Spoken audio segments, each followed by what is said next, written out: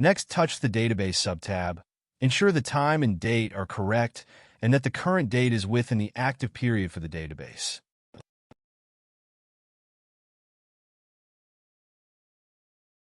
Next, press the Plan icon tile from the top of the page. Then the Flight Plan tab. In this example, we will enter the entire flight plan from the clearance or our flight package. We will input the following flight plan: GRK, Llano, Junction 183, Fusco, Midland, initial altitude 12,000, flight level 220 and 10.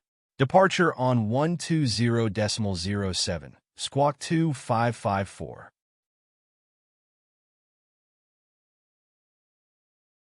From the load store line, enter the destination airport identifier from the MFK onto the scratch pad and press the Enter Quick Action key or the large multifunction knob on the pilot's CCP 2 times.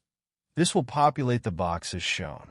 Do the same for the cruise altitude and destination airport. We generally leave the ETD box blank.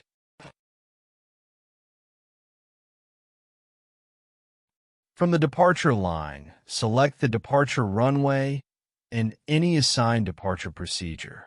In this example, we are assigned runway 15 and no departure procedure.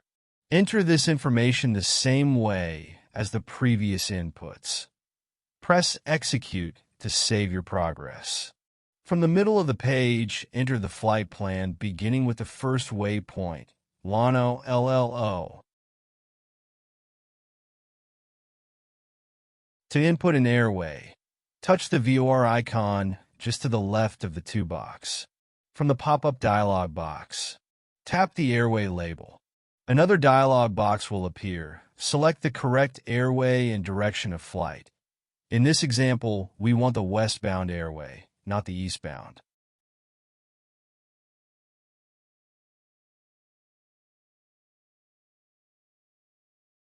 Then select the exit waypoint. All these selections will populate onto your flight plan and should match your clearance.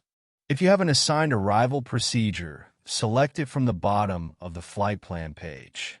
Review the depicted navigation route on the MFD map page to ensure all waypoints are correct and the route is depicted correctly. Also ensure to execute to save your progress. Next, select Weight and Fuel subtab. Enter the necessary information in the blank boxes. The BOW, Basic Operating Weight, for all Proline Fusion-equipped aircraft includes an additional 450 pounds for the 2 pilots. No additional weight inputs for the pilots is necessary. Cargo weight is 206 pounds for the medical gear plus any personal gear or bags from the crew. Passenger weight will include medical crew, patient, and rider. If you know the total weight, you can enter that number and forgo the passenger count and average weight for each passenger.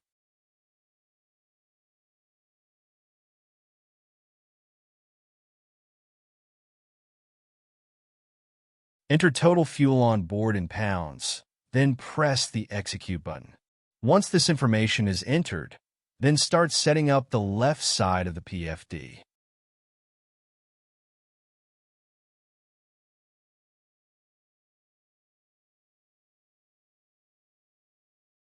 To set up the left side of the PFD, start at the lower left corner with the bearing needles.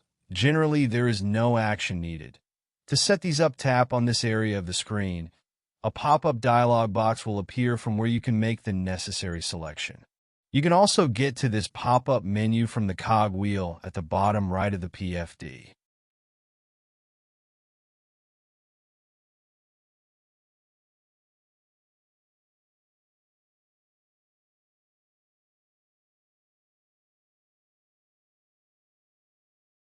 Next, ensure the FMS1 is set to the left PFD and FMS2 is set to the right PFD. To change this information, tap on this area of the screen and a dialog box will appear. Make the necessary selections. Next is the takeoff speeds. For this example, we will use 95, 105, 115. The actual speeds will come from the flight package toll card or checklist. These speeds are based on temperature and weight.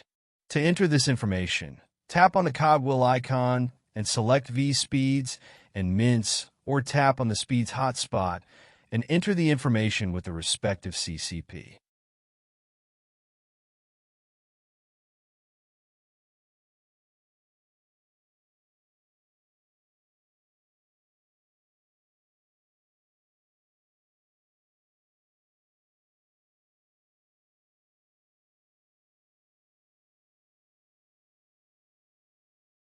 Next is the climb out speed from the top of the speed tape.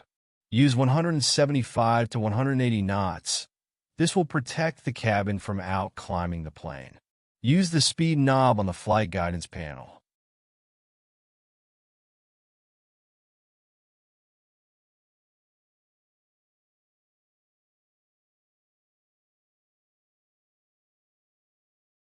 Next is COM 1 and COM 2 frequencies. To set these, refer to the frequency tune video. Next is the flight director and the couple arrow on the FMA. To set this to the go around mode for takeoff, press the GA button on the left throttle.